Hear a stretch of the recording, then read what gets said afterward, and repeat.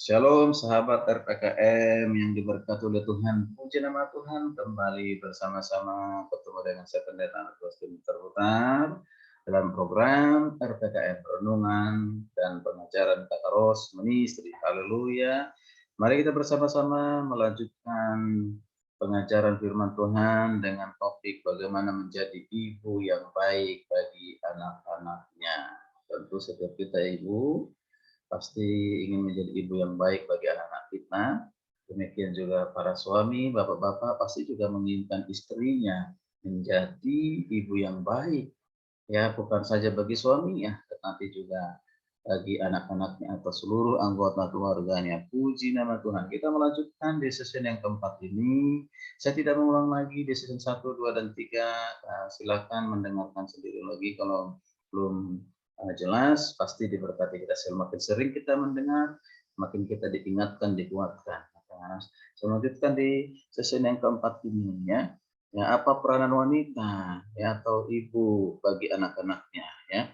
Peranan wanita Kristen sebagai ibu bagi anak-anaknya, saya sudah sampaikan waktu itu, memberikan kasih sayang dan rasa aman kepada anak-anaknya, mendidik, mengarahkan dan memberikan dorongan kepada anaknya dengan menanamkan dasar-dasar kebenaran firman Tuhan. Nah, sekarang kita lanjutkan lagi bagaimana seorang ibu berperan bagi anak-anaknya. Itu penting sekali kita bersama-sama memahami hal ini, terutama kaum ibu atau para istri, ya, yaitu apa? Menjadi penuntun. Ya, sekali menjadi penuntun bagi anak dalam bertingkah laku. Gitu. Jadi penuntun. Ibu-ibu harus menjadi penuntun bagi anak-anaknya dalam hal apa? Dalam hal bertingkah laku. Ya. Tuhan, sering kita mendengar peribahasa yang mengatakan buah jatuh tidak jauh dari pohonnya. Artinya, kebiasaan orang tua akan dilakukan juga oleh siapa? Anak-anaknya. Apa yang dia dengar, apa yang dilakukan oleh papa mamanya, kalau itu dia lihat, maka menganggap itu benar akan dia lakukan. Anak-anak cepat meniru, saudara kasih Tuhan. Apa yang dilihat dan menyimpan apa yang mereka dengar disimpan, maka akan mereka lakukan. Karena itu, berilah teladan yang baik bagi mereka. Berilah teladan yang baik bagi anak-anak kita di dalam bertutur kata, di dalam bertingkah laku. Teladan lebih efektif daripada hanya sekedar kata-kata, nasihat. Karena anak-anak langsung apa? Melihat contoh yang jelas untuk ditiru, untuk dicontoh. Tadi percuma mengajar anak-anak untuk tidak berbohong, sedangkan hampir setiap hari dia melihat ibunya berbohong. Sebab itu seorang ibu memegang peranan penting yang sangat menentukan akan menjadi apa anaknya kelak, saudara Tuhan. Nah, ini hal yang penting untuk kita bisa pahami. Ya. Lalu yang berikut, saudara kasih Tuhan,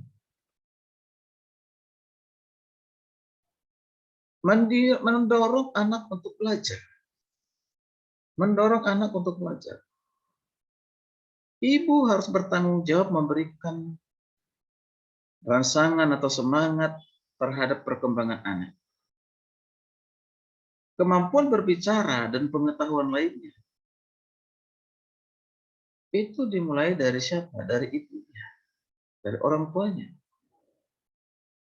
Setelah anak masuk sekolah, ciptakanlah suasana belajar yang enak dan yang akan mendorong anak itu untuk bersemangat belajar, giat untuk belajar. Jangan sampai dia belajar di bawah tekanan atau stres atau di bawah ketakutan. Dampingi dan ajar dia ketika sedang mengerjakan pekerjaan rumah. Mari para ibu, dampingi.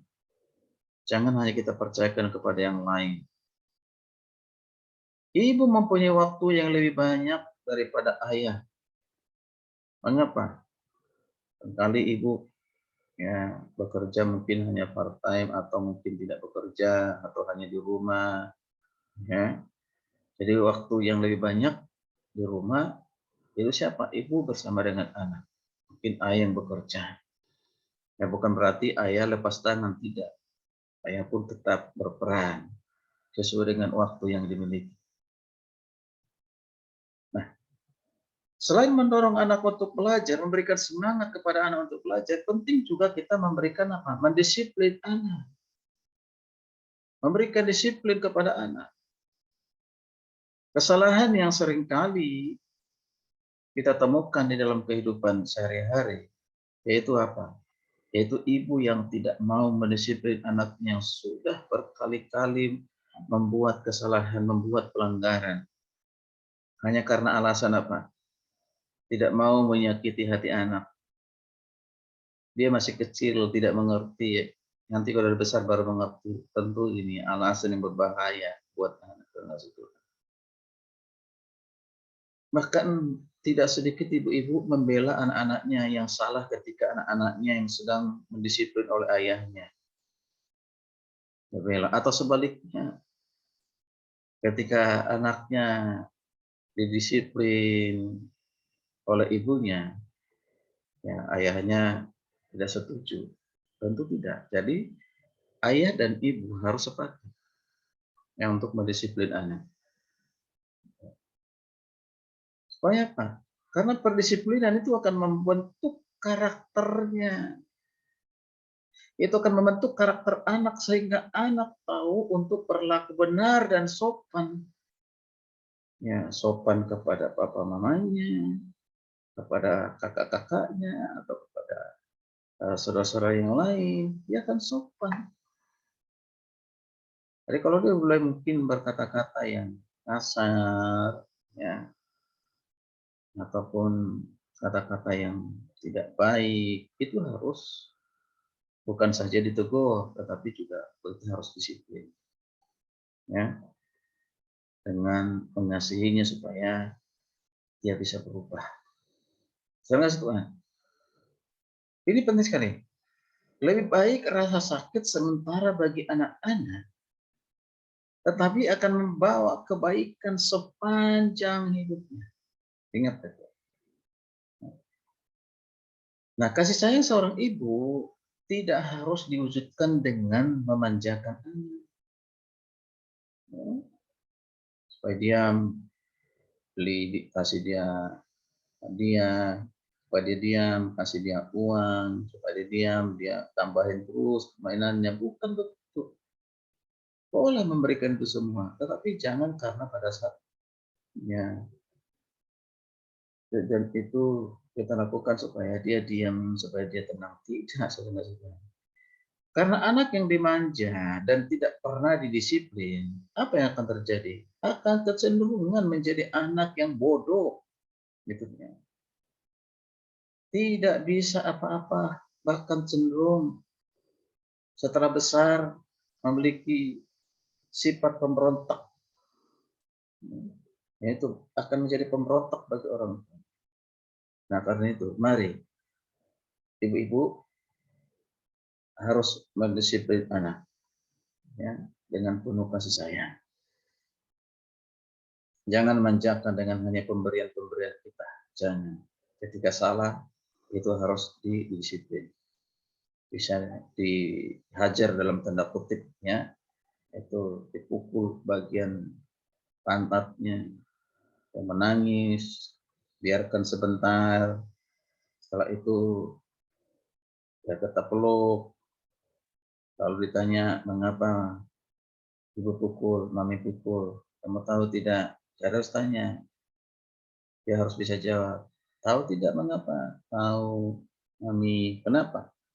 Karena melakukan kesalahan, pelanggaran. Itu dia. Kamu ulangi lagi? Tidak, mami. Janji? Nah, ini kita perlu. Aku sayang kamu. Nah, dia perlu karena itu merasa nyaman. Jadi jangan dipukul lalu dibiarkan terserah mau dia kemana. Ini akan, kalau itu terus menerus, akan menyakiti hati, melukai hatinya. Tapi ketika kita langsung kita peluk, ya kita sayang, kita Di dalam melakukan itu sudah tegur, dia sadar akan kesalahannya dan berjanji melakukan sekalipun mungkin besok masih melakukannya lagi. Tetap kita lakukan terus selama pertumbuhannya. Ini penting. Seperti yang dikatakan dalam Amsal 29:15. Amsal 29:15 berkata demikian. Tongkat dan teguran mendatangkan hikmat, tetapi anak yang dibiarkan mempermalukan ibunya. Wow. Tongkat dan teguran mendatangkan hikmat, mendatangkan pendidikan, mendatangkan masa depan yang baik bagi anak-anak, mendatangkan kelakuan, sikap hati, ya, bagi anak-anak. Ya, tingkah laku yang baik bagi anak-anak. Artinya tongkat di sini adalah disiplin. Ya, kita bisa memukulnya dengan rotan, tapi bukan dengan emosional seperti yang lain seperti juga mengenai anaknya karena susah makan dianiaya. Ya, jangan, tentu itu tidak boleh kita lakukan. Ya, jangan. Ya, nah itu. Jadi kalau kita tidak melakukan teguran dan disiplin kepada anak, maka akibatnya kata Amsal katakan anak yang dibiarkan akan mempermalukan ibunya. Suatu saat akan pemberontak bagi saudara, bagi orang tuanya.